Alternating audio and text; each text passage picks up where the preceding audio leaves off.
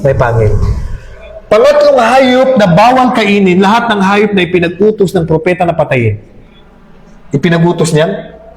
Patayin. Anong halimbawa? Daga. Ahas. Scorpion. Mga hayop na ipinag-utos niyan? Patayin. Yung mga mababangis na hayop. Alam mo, mabangis yung aso, mabangis, papatayin mo yung aso na mabangis. So, pang-ilan, pang-apat, isa lang itutuloy natin. Basta ang pang-apat na bawal kainin, lahat ng hayop na pinag-utos ng propeta, sallallahu alaihi wasallam na patayin. So, balikan ko na bago tayo magpaalam, bago ako magpaalam. Yung pangalawa, lahat ng may pangil. Kaya naman, ang pananaw ng karamihan sa ulama, lahat ng may pangil, kahit nakatira saan?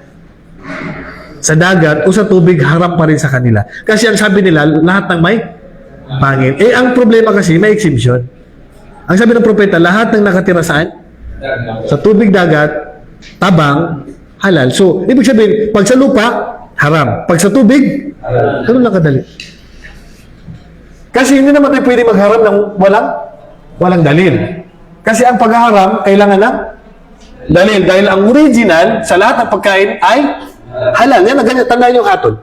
Lahat ng bagay sa mundo na may pakinabang, al-aslu fil manafi' al-hil wal ibaha. Ang original ng lahat ng ng may pakinabang sa mundo ay halal. At hindi ka pwedeng magharam maliban may dalil. Halimbawa, usapin natin buhaya.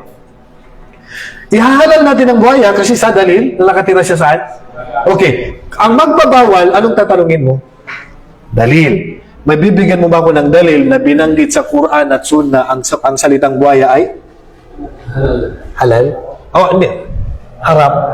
Kasi kung wala kang may bibigay na dalil, babalik ako sa original na nakatira pa rin siya sa tubig. Kasi kung particular na sasabihin mo yan, ibig sabihin lahat ng may pangil sa tubig dagat, tubig tabang, haram pa rin.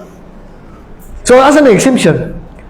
So, pangkalahatan, lahat ng may pangil, haram, maliban sa nakatira sa tubig at tubig dagat at tubig tabang. Naintindihan? Okay. Pag sa lupa nakatira, automatic yan, magkakasundo tayo, yan ay haram. Pero hindi ibig sabihin na pag sinabing ang buhaya ay halal, ay kainin na natin.